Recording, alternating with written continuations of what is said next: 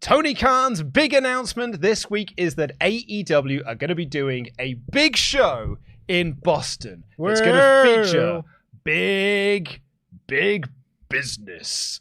Will it be the debut of Sasha Banks in Boston? I've got more than a feeling. Money. I am Luke Owen, DAD. I'm joined by Tempest. Welcome to the WrestleTalk Podcast review of AEW Dynamite. Please do press the subscribe button. Give us a thumbs up. Subscribe, by the way. We are just over 400 away from hitting our 85,000 targets. It's pretty rad. It's pretty rad. It's really grown over the weekend and stuff. Thanks, Rock.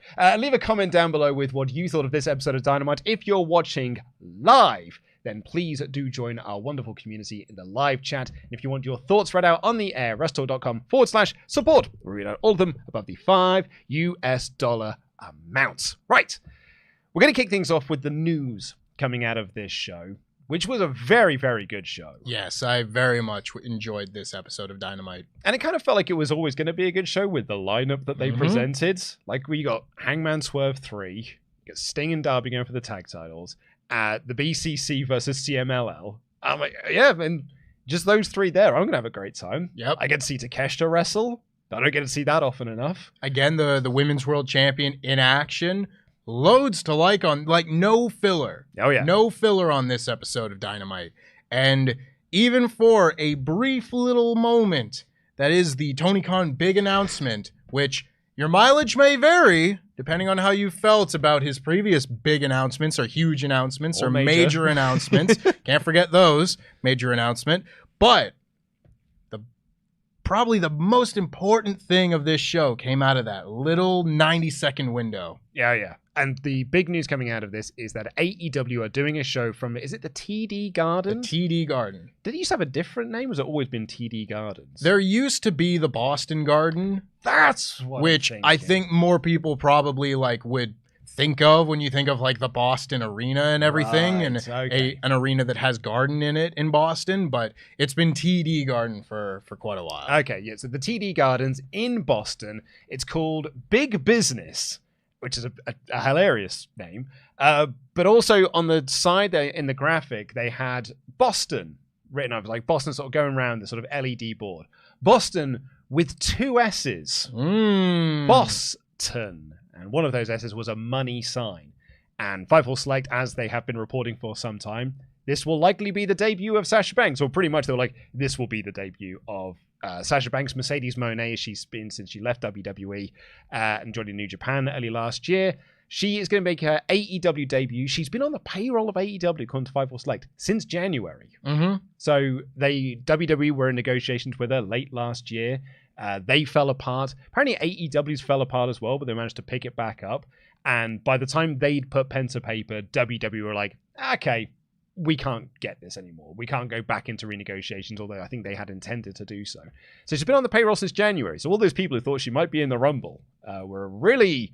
They were not on the money on that one. Listen, this is not a Royal Rumble review, but my dislike for certain aspects of the Men's Rumble or the Rumble as an event in general had nothing to do with the absence of MJF, Kazuchika Okada, or Sasha Banks. Three people who may all be under AEW contract.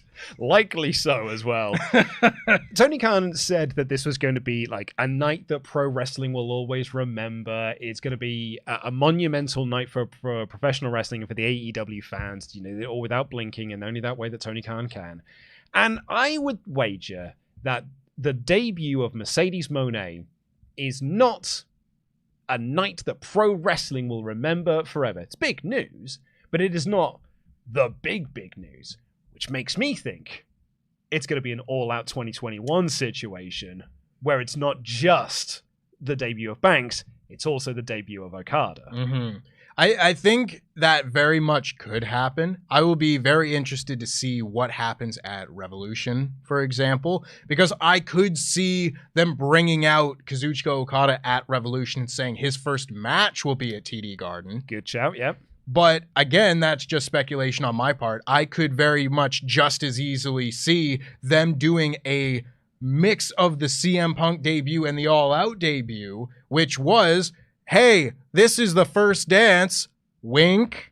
We're booking the biggest arena in Chicago for no reason. Get your tickets. For Rampage. Wink. And we are very much getting a similar presentation here with this. They are not being subtle with what this is going to be. It's just going to be whether or not it is just that. And I think the next 5 weeks are going to be very telling with how big of a deal they want this to be. It's very clear that this was their big announcement and their like big thing they're going to be pushing for after Revolution. But we have seen them do a much better job with the women's division in recent weeks and months. And if the next 5 weeks continue to push like Toni Storm or whatever different areas of the women's division they want to highlight in association with the incoming new top star, this could end up being like one of those really big, really, really big nights in AEW that honestly, I don't think we've gotten that many of in recent memory. Not for a while. And the feeling has kind of been back in AEW in 2024 a little bit. I've really enjoyed the product. I know I've heard a lot of people say similarly. So this could be kind of one of those launching points to be like, okay, we've been ramping up and now here you go. Kind of the same way that like that summer leading into the first dance. They were really hot going from Double or Nothing up until Punk's debut. And now if they do something similar and then cap it all off with Mercedes Mone coming in, this could be a really, really good start to the year for AEW. Particularly as well, and you've often find with like the wrestling war between WWE and AEW, they both can't be hot at the same time. Yeah. If they fumble Mania with like the Rock and Roman Reigns thing, and all of a sudden there's this sort of like anger, and like there has been anger towards WWE over the last, nearly 7 days now. And AEW suddenly takes this momentous rise up, and there's excitement about Okada coming in or Monet coming in. That could be a really good thing for them. Or, I mean, I don't want to, try and cast too many like what ifs. What if they're both hot? Like, what if WWE don't fumble WrestleMania and they remain as hot as they were, like, 2 weeks ago, and AEW also get hot? And then just both companies are doing. I mean, it doesn't feel like it can't happen where both of them are. But what a world it could be. What a world it could be. You know what I'll do? I'll get a gold boat. That is a joke for me, you, and about 5 people watching. I'll get a gold boat. But yeah, I think it's a very cool announcement. It's going to be a very cool debut. I think it's great that they got her. She's commanding a huge ticket price, I'd imagine, to bring her in. That was one of the reasons why WWE's talks fell apart, was they could not agree on money. So we've been talking about this a little while on the show now. It feels like they've been trying to put more focus on the women's division, almost as like here, Sasha, like if you come in, look, I've got a really good women's division for you to be a part of. But if you got Mercedes Mone coming in, you're going to have to put focus on. If you're spending that level of money, you are going to have to make that a focal point of your show. You kind of do get forced into it. Yeah, that's it. Absolutely. You can't afford, literally, to have your women's division be an afterthought or put on the back burner. You need to make that investment worth it. And whatever gets the job done, if this is the way that we get the entire AEW roster, men's and women's, to feel like a really big deal, I feel like we've been trending in that direction for quite a while. And if this is the thing that pushes us over that edge, that's just good news for all of us. Right? It's good news for people that like pro wrestling and want to see more good pro wrestling on here. And you give it another 5 weeks or so, and I don't know how exactly the timeline starts coming together, but who's to say that debut or something doesn't get interrupted by the return of Jamie Hayter? Yeah, right? Just more to make that feel like this huge moment, this person that was on the rise. This is all speculation on my part, of course, but it's been about 9 months, by that point. Jamie Hayter could be due to come back, and now all of a sudden that's another just injection of life into this division that's doing well already. Return of Britt Baker. Hasn't been seen for a while. You can kind of set that up as that's a potential dream match right there of Baker versus Monet, Hayter versus Monet. There's a load of matches you could do with it. I was going to ask, what matches would you throw her into, out the door? When Danielson came in, it was do the Okada, do the Omega match. Yeah. It was off the bat, let's just do the Omega match. Do you have a match that you would just do immediately? It's interesting because you would think someone like a Britt Baker would be like the face of the AEW women's division. That's and what they did with Saraya. Exactly. I would be interested to see if they take a similar approach, especially with Britt Baker not being on television as of late.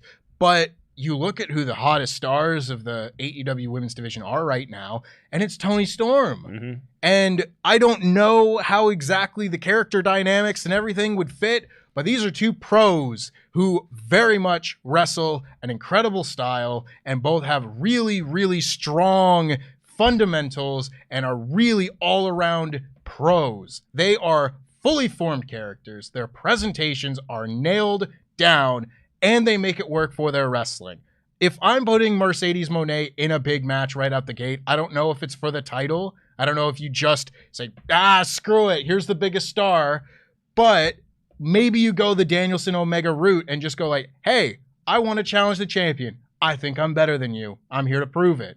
And maybe you go off of that, and maybe you do a draw, maybe she wins, maybe she loses. I don't know what the booking of that would be, but my biggest match right now would be Toni Storm and Mercedes Mone. I mean, that's the one, right? Yeah. But like you look at it's becoming a stacked roster on the women's side of things. You know, I'm looking at the chat over there. I'm seeing the names like Athena. It's like someone who I feel like is just toiling away in Ring of Honor, carrying that whole thing on her back. That she could definitely be brought up to the main roster, so to speak, brought back onto Dynamite. And speaking similarly, Billy Starks. You know, but there's Mariah May, there's Deonna Purrazzo, Serena Deeb's just come back. There's Ruby Soho, Willow Nightingale. There's Willow Nightingale. There's Chris Statlander. There's like loads of man. You've got a division right now. Yeah, like all you need to do is just give it a little push, a little nudge, and there could be kind of like. Ronda Rousey was a difference maker for WWE's women's division. Yes. Like, the reason why WWE pushed women so hard in the year when they did is because Ronda came in. Mm-hmm. I wonder if Mercedes can be that for AEW. That almost that, like you said, almost forcing nature of just being like, now you have to do this. Yeah. And that'd be great. It would be great, and I think Ronda Rousey is a very apt comparison, and I think it's very funny considering why Sasha Banks left WWE to be making that comparison. But it is very much kind of similar in that when Ronda came in 2018, she became the focal point of the show. She was the star of Raw. And part of that was because, you know, your Brock Lesnar's and whatnot weren't on the show and everything, so the world title wasn't present. But for that year, she was the main character of Raw. I don't necessarily know who the main character of Dynamite would be after, you know, the big business show, but you certainly have an argument to be made that you could run a few weeks or longer with Mercedes Mone being the main focus of Dynamite. And all of a sudden, that just brings all of the members of the women's division up, because you would think that will get them all more TV time, more match time, because there's more, you know, different matches to set up and everything. This could be the shot in the arm that the women's division has needed to really get it over that line. Absolutely. Sort of another name, Thunder Rosa. Another name, like Monet Thunder Rosa. Yeah, I mean that match sounds like it'll be real stiffo. Like that's El Stiffo right there. But I don't mind it too much. But yeah, like I think this will be a real good injection for them that I think it needs, because I think AEW has a track record of debuting women with big names, and then 3 weeks later you don't see them anymore. Like Taya Valkyrie, you don't see her on TV much these days. Like, she had a match last week, but it's not like she's a focal point. She's not in huge storylines or anything like that. Even like Ruby Soho came in with a big momentum at that All Out 2021 show, no less, and then sort of falls off the radar. Saraya sort of fell off the radar, even though she was women's champion last year. There's a lot of these women that sort of come in and they don't make anything because it's a company that doesn't really care a lot about its women's division. I can't see that happening with Monet. As you said earlier, you literally can't afford to not do this. I think that's 100% it.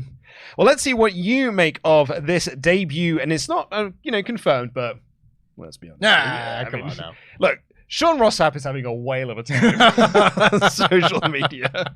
Let him have his victory lap. Honestly, I think let him have. I was watching The Hump. And like that, a lot of it was just people messaging Sean to be like, enjoy your victory lap, bud, because you really did earn this one. Yeah, it's whatever the opposite of a copium stream is.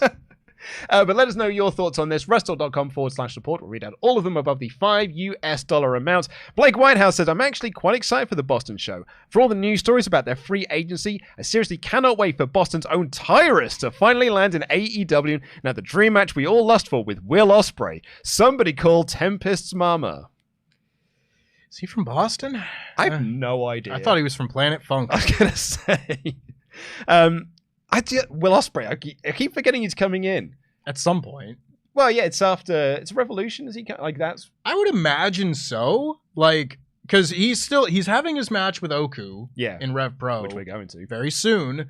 And I would imagine. I mean, that's supposed to be his last match in the UK. You know, as far as not being an AEW match. So I would assume it would be shortly after that. I don't know what that becomes. I don't know how you debut him, but I would imagine from Revolution onwards, we're pretty much green light go. I think so. I think once you've had the Oku match, which is on the 18th, so that's in like 10 days' time, you just announce then, here's the match that Ospreay's going to have at Revolution. You just announce a dream match that he could have. Yeah. You know, Ospreay versus, who could it be? Answer an Adam Copeland Open Challenge, maybe. That's fun. Yeah, you know? yeah, or something like that. You know, you just announce it. Here's the Will Ospreay match that's going to be at Revolution, and then that's where you debut Will Ospreay as an AEW member. But yeah, you're right. That Rev Pro match, it's his last Indies match before he goes to AEW. Jeremy here says, if Swerve were to pin Hangman for the title at Revolution, it will be the third time that Joe has lost an AEW title without a successful pay-per-view defense. Mercedes Mone to AEW confirmed. And the second time he's given up a Tony Khan title without being pinned. I don't think he's going to lose. I don't either. Just like lastly on that, because we talked about like possibility of it being a double debut, whether you bring Okada in. I don't know. I think you and I are on a similar page here. I think I'd have rather he'd stayed in New Japan. Well, yeah. Because I don't know if I was like, I'd love to see him in WWE, and I'm like, I don't really. I was like, I'd love to see him in AEW. I'm like, I don't really. Like, it'd be great. It'd have been great to have seen him in either one of those companies. It looks like it's likely going to be AEW. Maybe I just can't visualize it. Like, it felt weird when he was on Dynamite last year. Yeah. You know, it felt like the game's glitched a little bit and this other character's walked in. Mm-hmm. So, I don't... It's exciting because it's Okada and he's, probably the greatest wrestler of his generation. But I don't know. I just don't feel like... I don't feel like I'm going to get Okada. Yeah. You know what I mean? Like, I'm not going to get that guy. Now, listen, this is a whole can of worms here that I won't go into too deeply, but Okada wrestles a lot of matches in New Japan, and most people don't see most of them, right? Because they're the 8-man tags and the shows on the road to the New Beginning, the road to Power Struggle, etc. Those are the Okada matches we're going to be getting on Dynamite, if I had to guess. Yeah. You know, it's a little bit more comedy, not going to the fifth gear that only he has.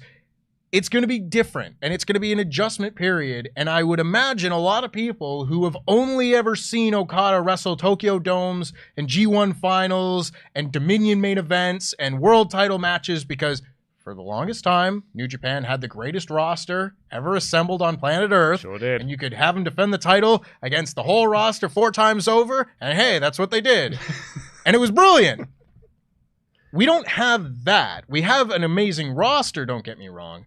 But the structure and everything about AEW is so different from New Japan. I think there's going to be a real period where people are like, we got to quantify exactly what we've got here when Okada comes in. And I'm sure he's still going to be great. You don't end up being one of the greatest of all time, maybe the greatest of all time, without being that damn good and being able to adjust and adapt to a new situation. But it is going to come at the detriment of New Japan. And as somebody that's been watching that stuff for a long time, it pains me greatly.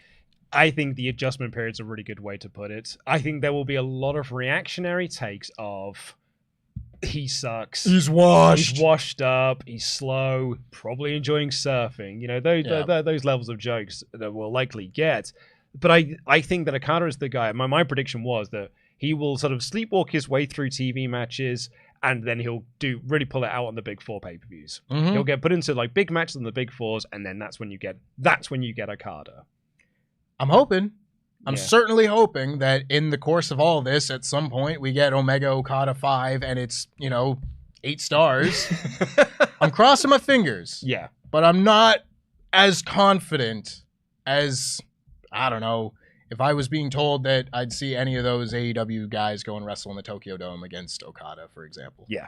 And our last one we'll do here from James here. It says, howdy folks, AEW has 2 match of the year candidates already with Joe versus Hook, now Swerve versus Hangman. These two could feud for years. By the way, shout out to SRS for calling this one Sam the Eagle, big business is the American way, the British way. Hashtag we want COD. Yeah. I think that's maybe we want Cody, maybe, or maybe they're just getting fish and chips and they're like, oh, I don't want haddock tonight. We want cod. That's what we're having tonight. But I wanted to use that Ultra Chat because it is going to segue us into our opening contest of today's show. Hangman Page versus Swerve Strickland, the winner of which will become the #1 contender to Samoa Joe. It's the 3rd match in their trilogy of matches that'll likely be a feud that will never end. Yeah. And this had a lot of expectations going in because the last 2 matches they had were real good. Mm-hmm. Real good. Like, arguably, amongst the... When we talk about Omega Ospreay, yeah, we had like which one was better, the Wrestle Kingdom match or the match at Forbidden Door? Sure. Like, we had 2 of them. It was like, man, they've had 2 matches together and both of them were match of the year contenders. Swerve and Hangman had the same thing. It was like, did you prefer the Wrestle Dream one or did you prefer the barbaric violence of the Full Gear one? And for me, it was the second one. Yeah. And the second one was, our second match of the year. Like, that came second in our match of the year awards. And so there was lofty expectations. You've had 2 potential match of the year contenders in 2023. Now you're doing it on Dynamite, and it's your first match this year. And holy heckins, did this match deliver. I so much enjoyed this match. And I'd been seeing people during the week pretty much book exactly how this was going to go. Yeah. Like... I was like, how are they going to get this to be a 3-way? Because that seemed like the direction we were going. And a lot of people was like, they'll do a draw and it'll be great. And then they'll go to the pay-per-view and they'll fight each other and they'll cost each other the win. Mm-hmm. And Samoa Joe comes out on top. And I was like, oh yeah, that's what they're going to do. And no notes. Love that. Because these guys are all fantastic. This, to me, I have so many thoughts about Hangman and Swerve. Because I... love this feud. I have loved this feud. I was super excited for this feud when it was starting because it was something fresh. Mm-hmm. It was something new. And that to me is, I don't want to say just the sign of a good booker or something like that, because there's lots of things that can quantify good booking. But we have seen so much of the really good storytelling throughout AEW's first 5 years be based off of things that had already happened, seeds that have been planted elsewhere, whether that's, all the history of the Elite and everything from their years in New Japan and whatnot, or even you go back to the real life stuff between Punk and MJF and stuff. Yeah. This was just, we're going to put 2 guys that have never crossed paths in the ring together, and they're going to have a feud. And now they're going to be linked together for the rest of their careers. Yeah. Because it's been brilliant. And they've been able to tell a story from scratch. And that, to me, I find so impressive, both from the in-ring stuff that they've done together, both from the booking and the storytelling of this feud. I have so much respect for what they've been able to do with Hangman and Swerve. And this 3rd match, leaving you with Hangman still, after 3 matches, not having beaten Swerve, and coming out of this very heelish. Maybe that's just because of the crowd and playing the role that was kind of thrust upon him by the audience. But there was so much character in this match. Oh, I could talk about it all day. I felt like a double turn. Yeah. Like that's what I didn't think of it at first, but the crowd was so hot for Swerve that when Hangman was on offense, it wasn't outright boos. It was a mixed response, but the boos were certainly there. And I was like, man, this is like a crowd that are so hot for Swerve because they've done such a good job with Swerve, and Swerve's so great. And like, I thought Hangman's selling of it was great. He had that moment where he sort of looked to the crowd to be like, this isn't what usually happens for me. It's actually quite annoying that you're not cheering me. I'm the hero here. He cut a promo on my child. Like, he broke into my house. Like, and like, just be booing him. He's the baddie right now. And then we get to the end of the match. We'll go through the match itself, but like when it comes to the double turn, Swerve was booked as the babyface in this entire match. He was given the close 9 count. Mm-hmm. He did all of the big spots, like the Deadeye off the apron through the table. He got the injury that he had to valiantly fight back from. He got all of the great big near falls and stuff. Hangman Page got a chair and he took out Prince Nana and all this stuff on the outside. Dastardly. And then at the end, time limit draw. We all thought it were going into a time limit draw as well, but even when it happened, I was like, I didn't see it coming at that moment, because he hits the JML driver after doing the Deadeye off the apron through a table. Hits the JML driver. 1, 2, ding, ding, ding. I was like, that's so perfectly timed. It was so beautifully done. And then he gets the house mic and he's like, you know how this goes. 5 more minutes. And Hangman just laughs and he's like, you had to beat me. Like, that's all you had to do was beat me. And you can't beat me, because his whole thing is, you cannot beat me without the Mogul Embassy. And I've just proven that. Mm-hmm. You cannot beat me without them. So, no. And he just walks up the ramp, cackling to himself, being like, no, you don't need to. And Tony Schiavone gets in the house money. He's like, well, just one more thing there. Tony Khan has made it official. Because of the draw, it's going to be a 3-way at Revolution. And Swerve is there chuckling away, and Hangman's doing the big, no! He didn't beat me! He didn't beat me! It really did feel like a double turn. Yeah. A brilliantly executed one as well. I thought throughout this match that they were more or less calling an audible. Yeah. That they looked at the reaction that the match was getting, that Swerve needed to play babyface, Hangman needed to play heel. And it's certain things that you can pretty easily alter any plans you had for a match, where it's just like, let's get some easy heat and let's have Hangman hit Nana with a chair. You know? That's really easy to start to just change things. But this outcome, where Swerve is the one asking for 5 more minutes, and Hangman is able to walk away from a fight, a fair fight, and be content, still having never beaten Swerve. That's some heel cowboy S word. Right? I don't know if that's how it's going to be next week, but you certainly played enough of a role here to make the next crowd believe that they should be booing this man. I think he'll get booed next time they see him. And you can really play into that. Like Hangman Page. I even wrote in my notes, weird to see Hangman as a heel in AEW. Like, I know he did heel work in Ring of Honor and obviously when he was part of Bullet Club and stuff, but in AEW, no, that's Hangman Page. That's Cowboy-S Hangman Page. That's valiant, blue-eyed babyface Hangman Page that spent 1.5 years fighting against the Elite to finally be crowned the world champion. And now I'm there being like, boo you. I want 5 more minutes of this match. Because that's the thing where I have said for years that, like, when people are saying, oh, how do we switch things up in AEW? Oh, maybe we turn Hangman heel. I was like, you don't turn this brilliant blue-eyed babyface. Don't do it. Don't do it. But when it happens organically like this, and the people are telling you, maybe you go with it. Yeah. Who's to say that that won't end up being better? Because if you just crafted some storyline reason for Hangman to turn heel, maybe people wouldn't buy it. But now he's got real life reasons for why he would turn on the fans. Because all of a sudden now, the people chose the guy that broke into his family's home over him. It's kind of like the Jericho Shawn Michaels thing from 08, That's where right. people cheered Shawn Michaels after he faked an injury instead of Jericho for calling it out. It's very much the same sort of thing, that these people are now hypocrites for cheering for this guy who went and did this horrible stuff to Hangman. I don't know whether they keep him heel after this, but I think it's a much more plausible direction to go now, given the reaction he got in this match. As they'd been like, oh, it was a heel mustache. Like, you were growing this thing out for that reason. It's all making sense now. But it's such a sexy mustache. Brian Alvarez always used to go on about, like, he's growing out his chest hair, he's turning heel. He grew out the mustache. The signs were there all along. But this match was just so good. Like, the Fosbury flop that Swerve did, they had this beautiful moment, and it was like, it shows how crisp these two are at working together. Hangman did the moonsault to the floor. The Orihara moonsault. The Orihara moonsault.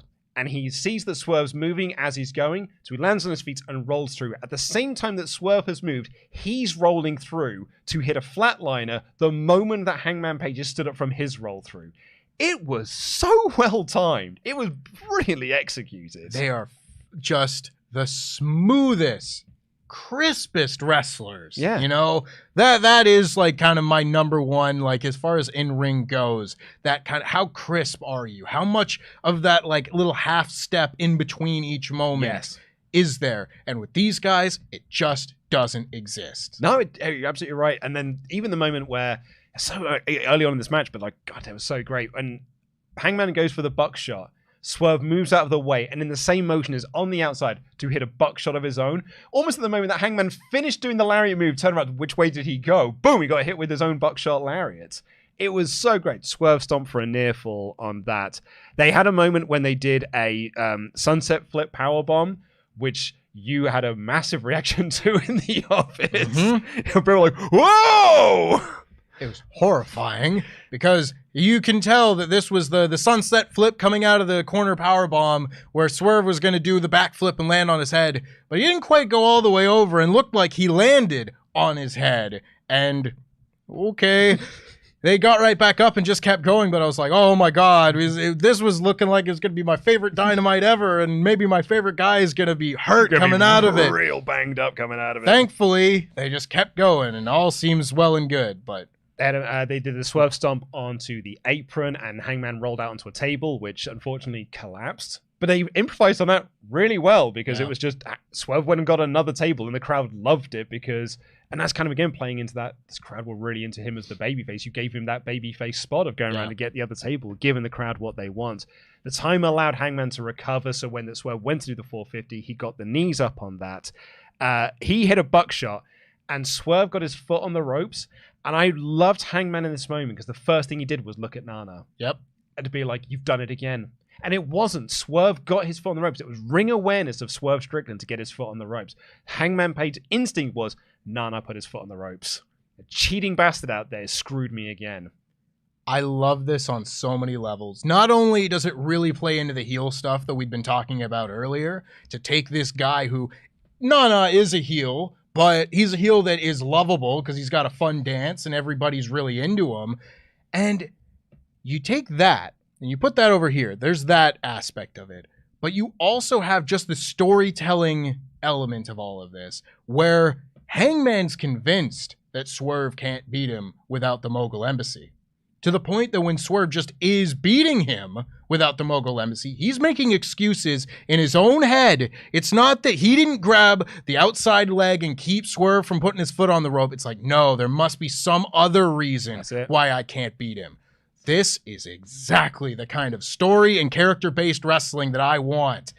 Ooh, I could talk about it all day. I love this match. Deadeye on the apron, and he just grabs the referee and he's like, count. Like, start counting, going for the count-out victory.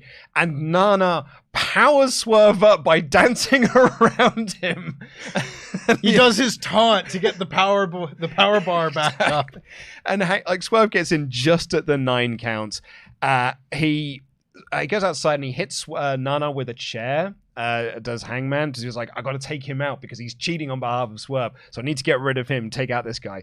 Hangman snaps the ankle because he landed awkwardly on the ankle, did Swerve, so he then starts to target the ankle, and then Swerve reverses all of this, hits the Deadeye through the table.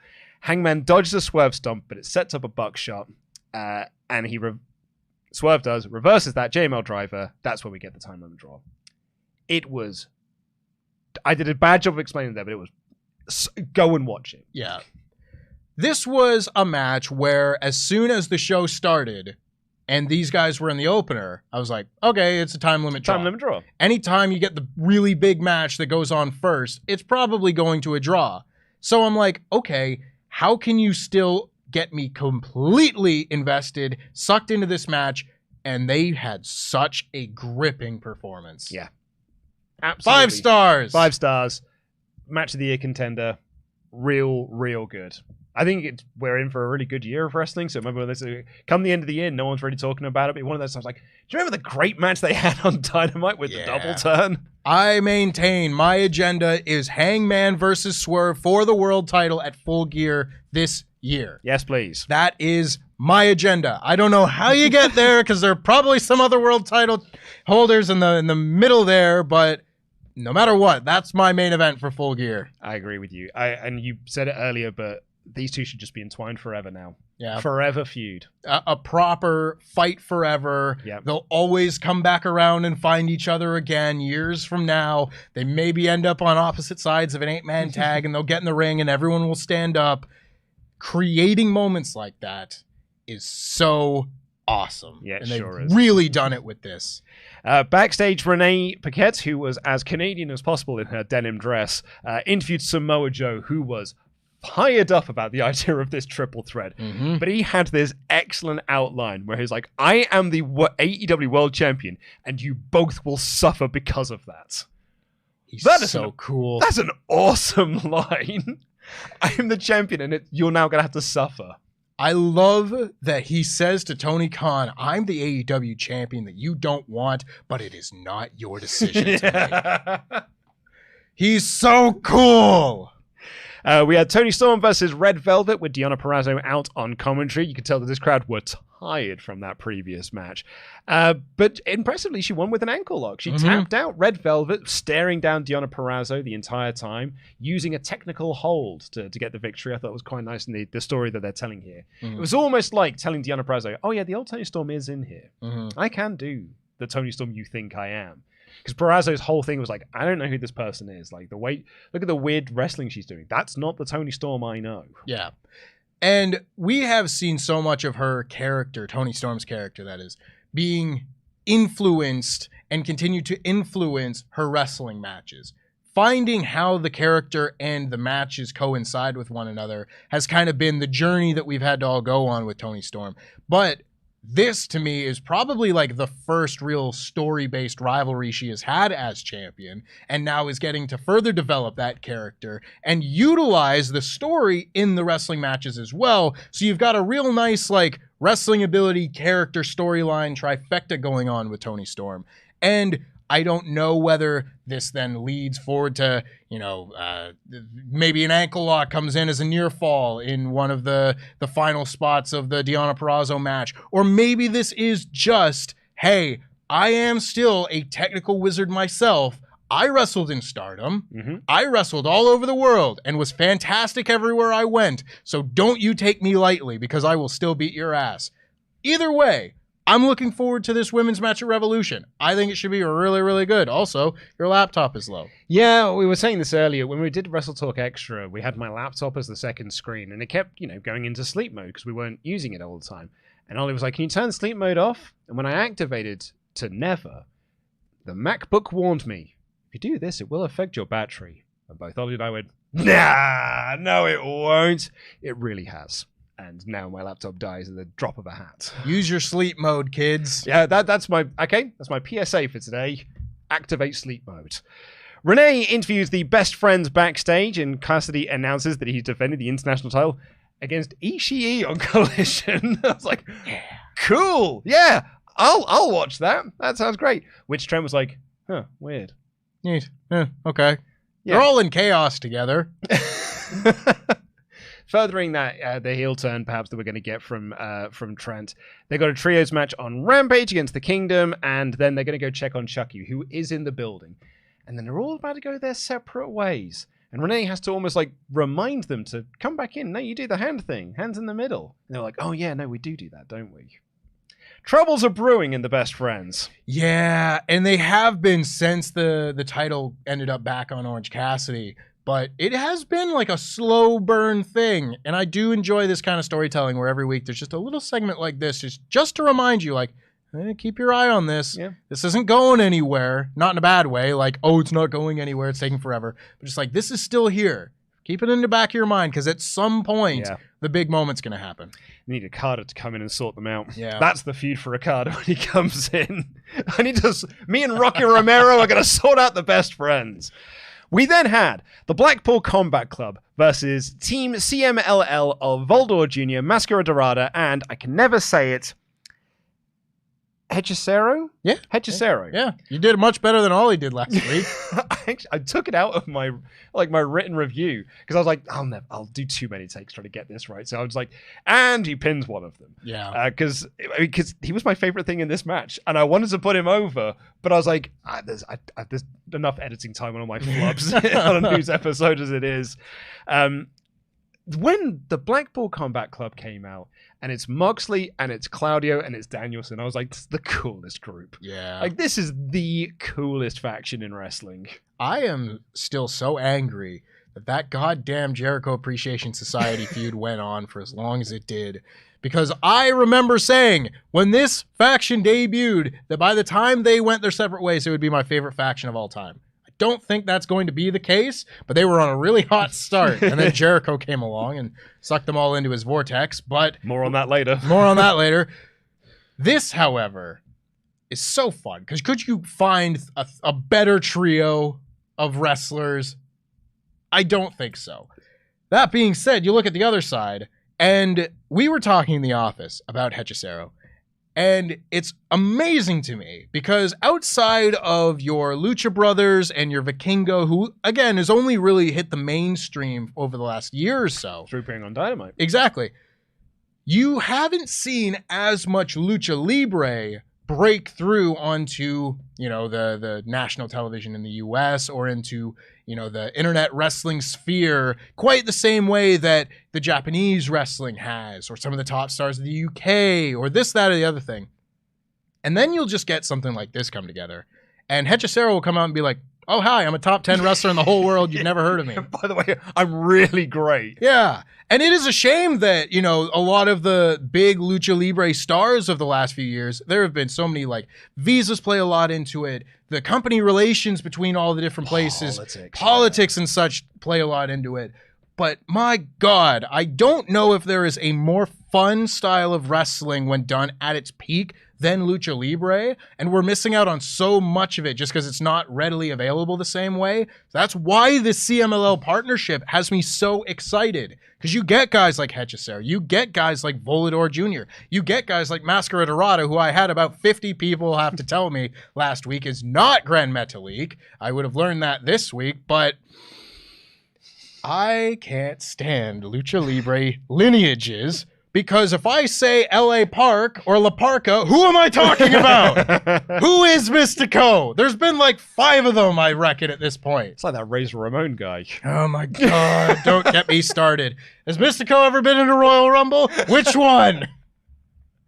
I love the way they structured the start of this as well, because it's Danielson versus Hechicero, which is the match we had on Collision. So they just did more of the great stuff they did on Collision, and then you followed it up with Dorada and Claudio, and they did the big little stuff, and it was real good.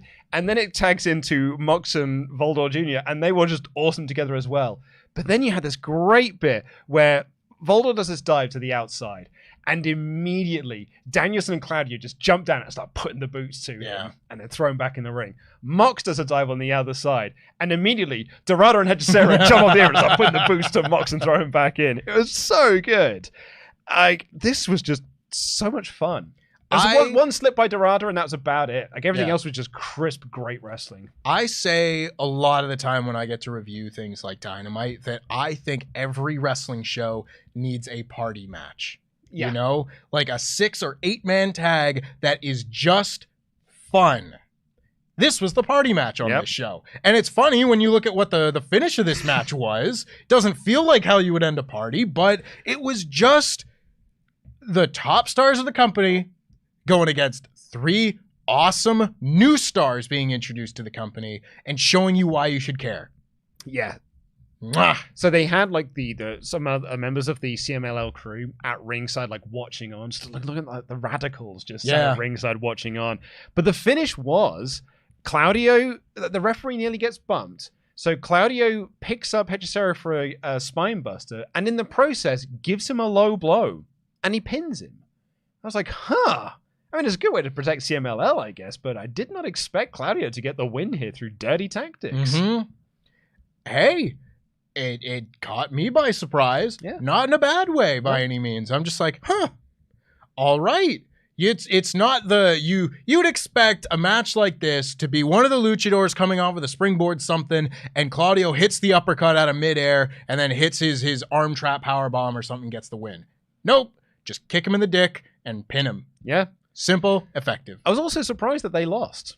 Yeah, because Hechicero lost on Collision. I thought, okay, so they'll get a win here. I do think that if you're having an invading force, you do kind of need to make them look credible. And you can make them look credible in ring, and they do look credible in ring. But if they've lost 2 of the matches, they don't feel like much of an invading force. Then you're like, this is why, WCW didn't get over. Mm-hmm. Or, the Radicals lost every match that, when they first joined.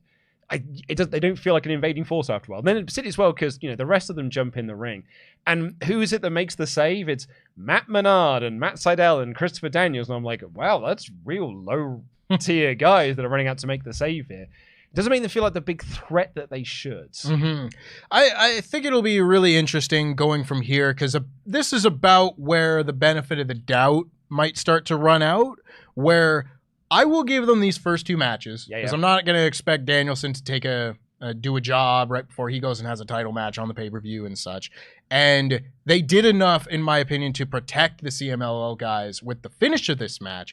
If they then go to whatever match they end up doing next, and all of a sudden, then they're still getting beat, maybe by a trio that's lower down on the card than the Blackpool Combat Club, then I'll start to be like, maybe this was just a couple of fun matches and I shouldn't care too much about what happens next, but I'll give them like one more match to make these guys feel as important as they should. Once it was like Seidel 2.0 and Daniel, I was like, oh, some lads for them to beat. Yeah. We've now got our Crash Holly. We've now got the guys that it's all right for Chuck Palumbo to get a win over because that's not happening over The Rock. But yeah, I mean, it was such a fun match. Yeah. I had such a good time with this. Hechicero is becoming my new favorite wrestler because he just keeps like grabbing people by the arms. They're not doing any moves that involve their arms, but it's magical. Yeah. I don't know how he transitions into things. It's like a magic trick. They cut backstage, and the Undisputed Kingdom, need to call them the United Empire then, or the United Kingdom, were beating up Chuck Taylor. This group's lost all steam for me. Yeah. We then got TK's big announcement, and then we got Chris Jericho versus Konosuke Takeshita in the feud that will never end.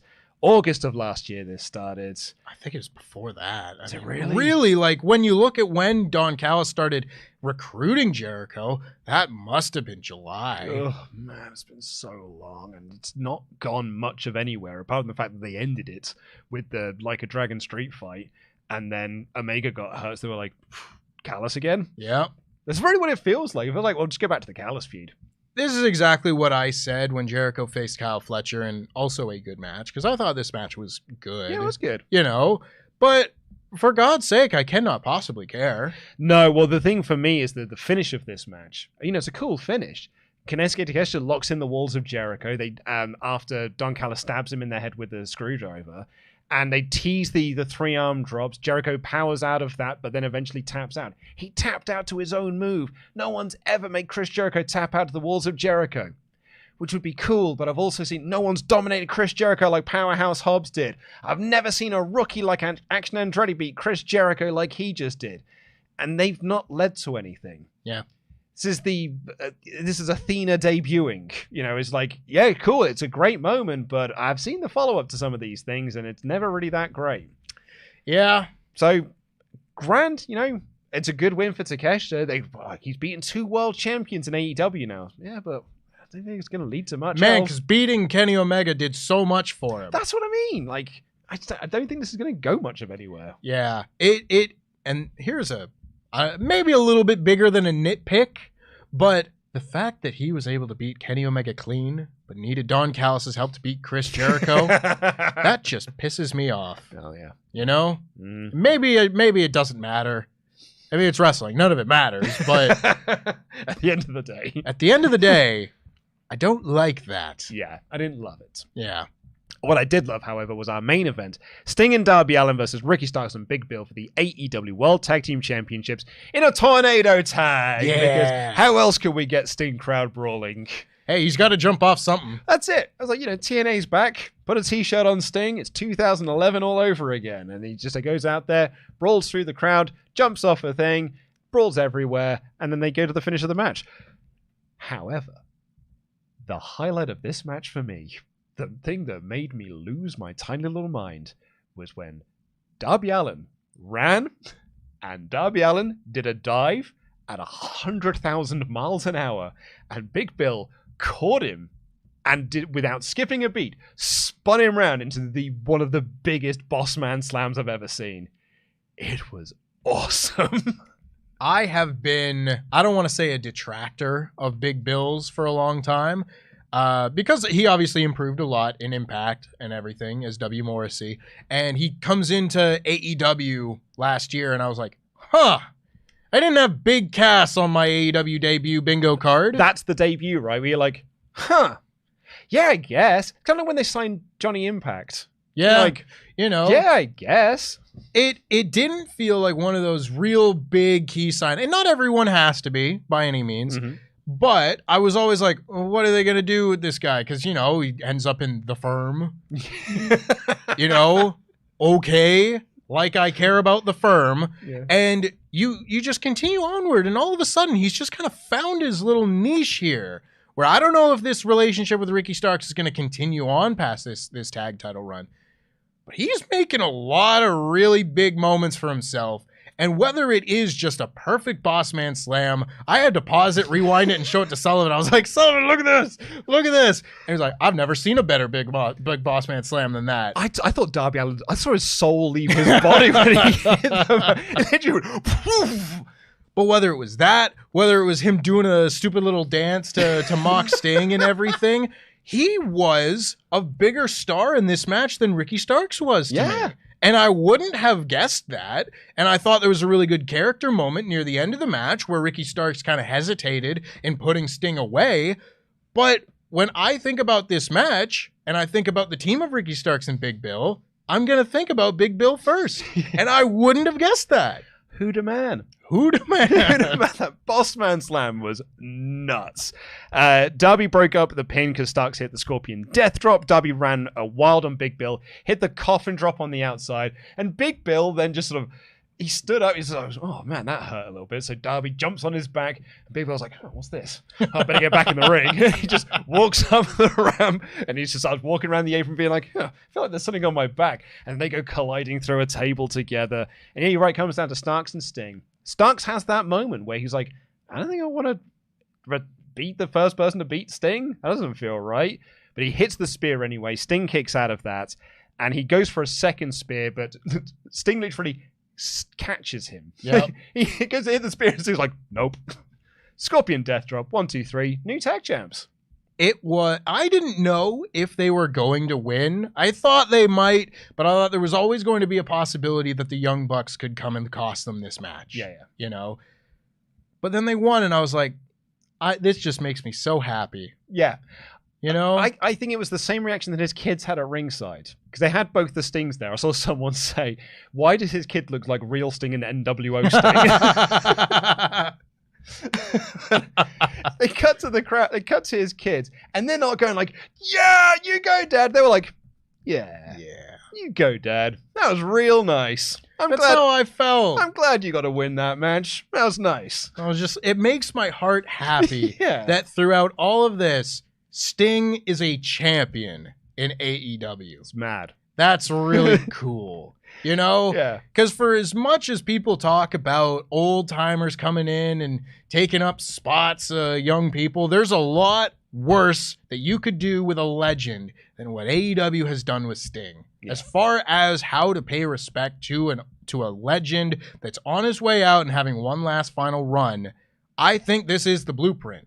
And giving him a 4 or 5 week title reign to end his career and lose these titles to the Young Bucks, as I imagine will happen, it's storybook. Yeah. And it's his 25th championship he's ever held. It's a nice round number. Yeah. Nice round number to end things off on. And all of these wonderful scenes were ruined by the Young Bucks, who came in these brilliant white suits. These suits could, like that bit in Spinal Tap where they've got the cover and it's black, and it's like, I don't think this could be any more black. I don't think these suits could be any more white. And they went in and they pummeled Sting's kids, Sting's other kid, Darby Allin, and they make Darby Allin bleed. And that's when I'm like, that's the white suits. Yep. Because Darby bleeds over these white suits, and all of a sudden these suits become stained in Darby's blood. It's a brilliant visual as they stood there over them and they beat the crap out of them and they hit their finish, the BTE trigger that has been renamed to the EVP trigger. A brilliant little change.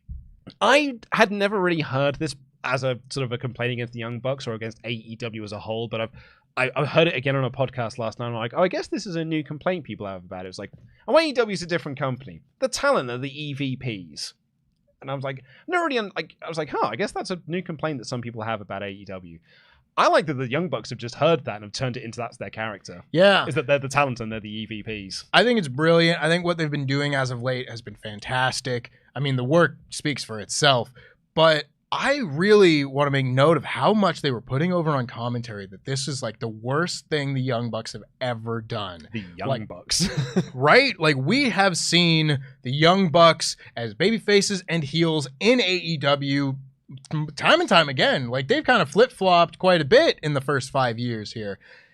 And yet, still, it was like their careers will never recover from what they have done tonight, was what they were pushing home on commentary. And I was like, wow, maybe this is just the heel run that takes them for the rest of their career or something. Mm-hmm. Like, I'm really going to be interested to see how much further down the Young Bucks can spiral with these new characters, because we haven't seen them wrestle as these new characters, and they're a phenomenal heel tag team anyway. But seeing how this character influences their matches and how much worse these characters can get, it's very exciting. Yeah. This should be the main event of Revolution. I think it will be. I think it has to be the main event. I thought it was a brilliant closing angle. It was very old school. Blood, weapon, hit the finish, stand tall. Nothing flashy.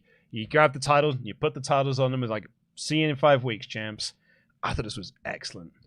I thought this was as close to a perfect episode of pro wrestling television as you can have while still having to have Chris Jericho on it.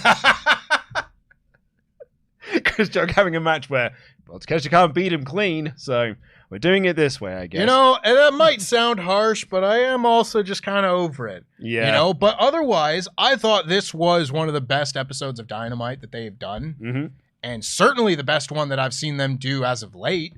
Like, they had said this is the biggest Dynamite of the year, and they fully delivered on that. I thought it was a great show. I really, really enjoyed it. I gave it 4 out of 5, and that's mostly because, like, you know, there's the Jericho match. Then the women's match, while was great, was not like, didn't blow me away or anything like that. But the opener was awesome. I thought the 6-man was great. I thought the finale was great. The announcement was, like, worthy of it. I thought they would just announce Monet because, well, Ticketmaster had already announced that this show was happening. But I thought it was a great show. I would give this a 5 out of 5 personally. I loved this Dynamite. Well, we got our poll up. I'm just going to give a little warning to our moderators. Because my laptop has died, I'm going to need you to end that poll. I'll give you the warning of when you should end it.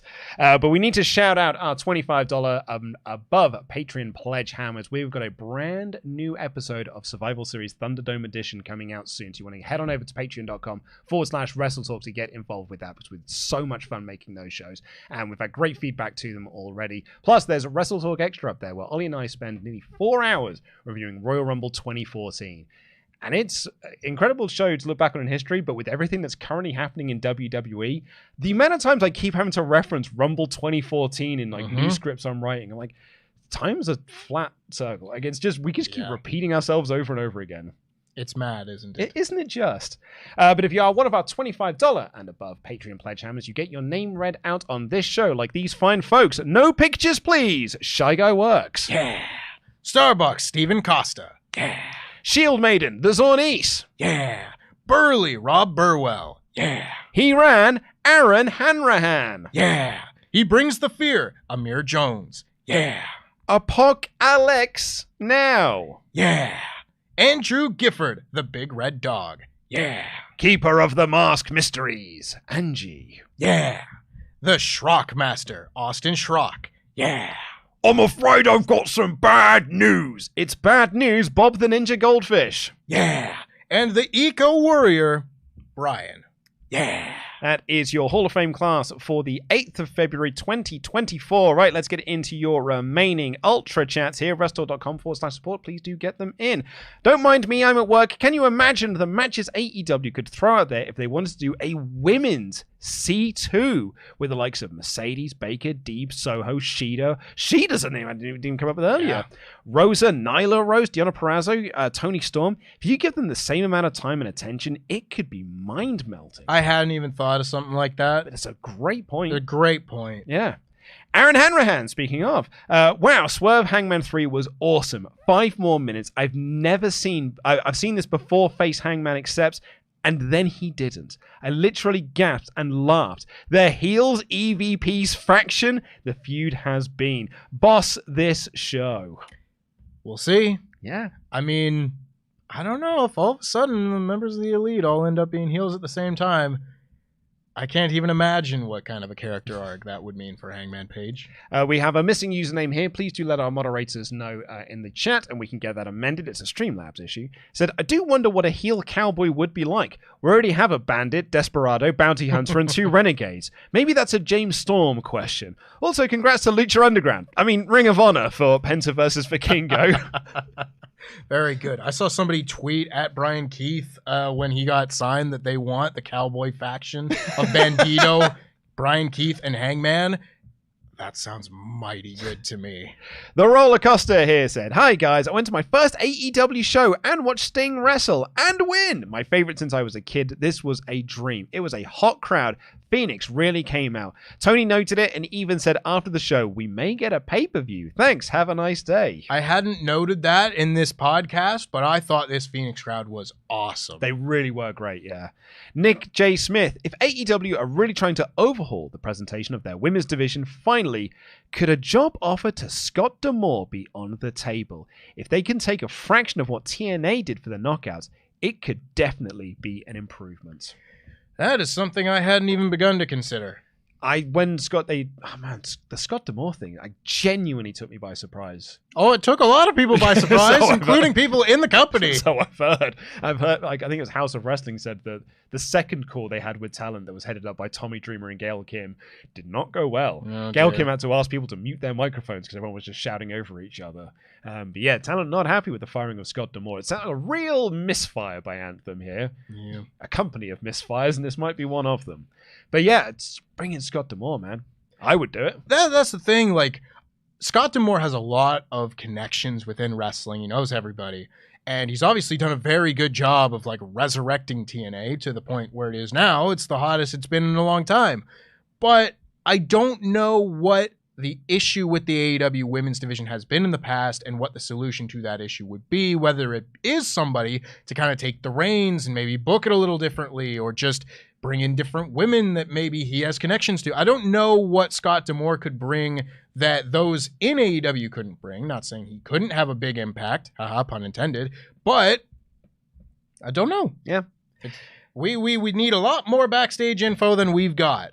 For that sort of thing. Yeah, was he fired or did he step down, Anthem? Which one was it? Steve Fight has been a member for 11 months in a row, said, what is the chance that we see a return of MJF? I'm assuming at the Boston show. Love you all, jam that jam.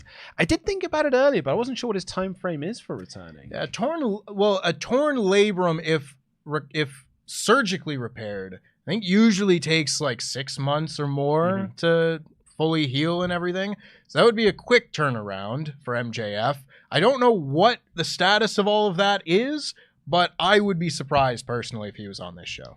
I was watching a YouTube video last night that was about an episode of the Justice League that you think happened but never did. And it's about this sort of like fake trailer that was, or it was the one with the Justice Guild. And there was someone who did a re-edit of the promo for it that said, like, no, it actually was going to be the Justice Society because the script that was originally written was the Justice Society until DC said, no, you're making fun of the Justice Society. You've now got to rename all these characters. So at the 11th hour, they renamed to the Justice Guild. And someone in like the early 2000s did this incredible fan edit of the promo. And a lot of people for the last 20 years have thought it was a real promo. And so I was watching this YouTube video that was talking about this, and it was very interesting. But I stopped listening to it at one point because he was using MJF's music as the bit. I was like, hang on a second. This is MJF's music. Gotta love that stock music that 80,000 plus people at Wembley Stadium were all singing. As Sarah here says, it has been mentioned already that then enjoy the high five, but hear me out. Swerve down outside, Hangman and Joe in the ring. Hangman has nothing much left. With his last bit of energy, he takes out a returning Swerve, essentially giving himself up to Joe. Interesting. Yeah, I mean, I definitely see the relationship between Swerve and Hangman costing both of them the title. Yeah. How that plays out into the finish, don't know. Won't know until it happens. But that is as good a suggestion as I can think of. Baxter, hello boys. Love this episode of Dynamite. Swerve vs. Page 3 had me on the edge of my seat. If Mercedes debuts at this event in Boston, she should be launched to the top of the women's roster in AEW. Not champ immediately, but by end of the year for sure.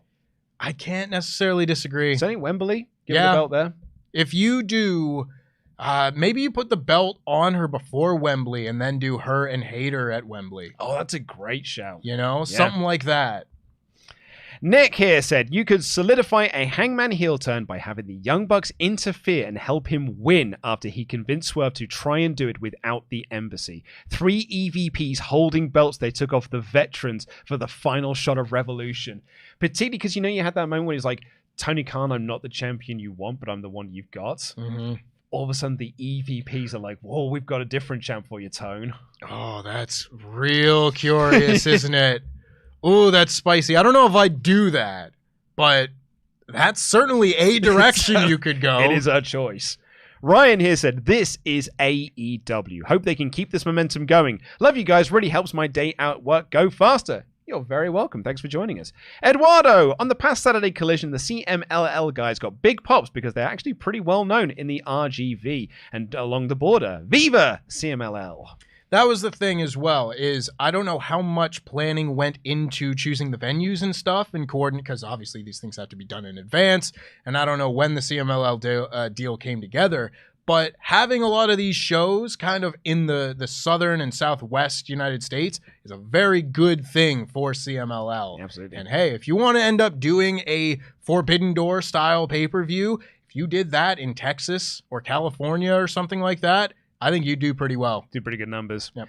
Kevin, in June, I told my previous employer that I was leaving. After my 3-month notice, I started my new job last September and officially ended my trial a couple of weeks ago. That whole time, Jericho's been feuding with the Callis family. Move the F on. Yeah. John here said, hi guys, Dynamite last night was the best of the year. Hangman and Swerve reminded me of a line from the Joker in The Dark Knight. I think you and I are destined to do this forever. P.S. Tempest, did you see the Leafs win last night? Sure did. Go Leafs, go. Kuzu here said, I had a similar thought as Luke. It always feels that whenever either WWE or AEW are hot, the other company starts to fumble. Can't remember a period of time where both companies were on fire. I guess that's just business. I guess it is. It really was wild that the switch happened almost exactly the same time. Right? That's weird. The summer of 22, when all of a sudden the train just went off the tracks in AEW with the Punk stuff and the Hangman promo and whatever, it just happened to happen the same time that the Triple H power struggle started happening. Yeah. It's weird. Weird. Too weird to be a coincidence. Sammy Boy, do you think that NJPW are happy with their partner after they just started swapping their superstars? It feels like the partnership isn't mutual. I'm afraid New Japan is becoming ROH in TNA after they have been gutted. TK, don't wait, just give us the big matches. Ollie's talked about this a lot, this whole idea of how can this be a really fruitful partnership if you have signed Will Ospreay, Jay White, Okada. The other side of that is that those 3 guys didn't want to stay there. Yeah. So I mean, there are lots of different angles. The other option is they go to WWE and New Japan can never use them. Mm-hmm. You look at all the other guys and, you know, Kenny's wrestled on a Wrestle Kingdom since then. And granted, the period of time with the Elite being on the opposing side of New Japan and their management was very well documented. But it still does give you access to people like an Ospreay and Okada, Moxley, the Blackpool Combat Club wrestled at Dominion last year, It's not 0% in New Japan's favor. It's not crazy high either, but the alternative is you lose Ospreay and Jay White and never see them again. Fightful Select report was that with Mercedes Mone going to AEW, that opens her up to still do dates with New Japan. Yeah. Which New Japan are pretty happy about because they want to do work with Mone. And maybe even more critically there is look at someone who is on this show that helps make all of that happen is Rocky Romero. Mm-hmm. Rocky Romero has the relationships with each of these different companies and is orchestrating all of this. He can't do that with WWE. Yeah. I don't want to put it past him. He's an incredible man who's been able to do incredible things. But it would be a lot harder for Rocky Romero to start making those relationships happen with WWE than with any of these companies. It's not nothing. No. It's just not that much. Our last one here from Andy says, A+ episode. I don't want to talk too much as I'm jinxing it, but I believe in an idea that cosmic coincidences exist. It is a coincidence that TNA has a seismic shift in its leadership. It is a coincidence that Cody's story becomes so rocky. It is a coincidence that starting 2024, the pro wrestling world has hit a string of injuries. And it is a coincidence that AEW is thriving now? Their shows have been great to incredible since 2024 started. They've hyped up big debuts. They haven't got hit by the injury bug. Everyone is doing some of their best work right now, and we are building to a tremendous pay-per-view that will make me cry. It's just crazy the timing of everything, and AEW is picking their spot and getting a lot of shine. P.S. That was the best Bossman Slam I have ever seen. Big Bill had a standout performance. Bloody Bucks in white was perfect. Hangman was has the best psychotic eyes. I'm not sugarcoating my excitement. We are so back, and we've never been back this hard. I think that pretty much sums up a lot of my thoughts on this here episode of Dynamite and just my thoughts about AEW in 2024 in general. It's a good time to be a fan. It really is. Maybe not over on the other channel and such. There's a lot to not like about pro wrestling at the moment.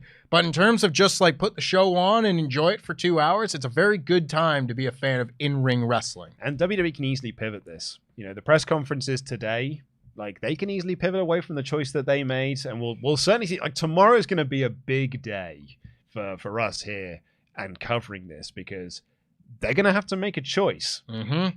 And I don't know what choice they're going to make. All opportunities are on the table. All avenues are available to them. It just depends on which one they pick. And it's going to be a really interesting press conference. That's at midnight here at our time. I'll watch it in the morning. Yeah. Can our moderators please end the poll and then pop the result in the document for me to read while I do this last minute ultra chat that's come in from TWJP. This Scott D'Amore thing is wild. Do you think there's a chance that WWE could start funding Impact like they did with ECW back in the day? Could be a new pipeline of talent, and now there are reports that Impact wants to slash their budget. Yeah, that was Meltzer's report of like why D'Amore came to clashes with Anthem. He was like, look, we're on a roll. Put more money into it. And Anthem were like, actually, we were thinking of cutting money. So we're cutting you now. We'll take over this. What did the fans and Matt Hardy and Reby Sky once say? Fuck that owl. Stupid owl. Stupid Rush owl. It is also kind of wild as well that in the last couple of months there have been seismic shifts in the upper echelons of WWE, New Japan, Stardom, and TNA. And there's probably more, but like those are the four that instantly come to mind. It's only February. Mm-hmm. We had with Tanner and everything. But anyway, overall ratings for this, 85% thumbs up, 10% thumbs in the middle. So that's like 95% mid to up there. Yeah. It's a huge, huge number. But I agree. Thought it was an excellent show. A very, very strong Dynamite that has me more excited for Revolution and big business. Business. Please do press the subscribe button here to the WrestleTalk Podcast. Thank you all so much for watching. We will likely be back tomorrow to talk about that press conference and any of the fallout from it. So please do subscribe to know when we go live with that. Leave a comment down below as well. Until then, I've been Luco and DAD. That has been Tempest. Jam that jam.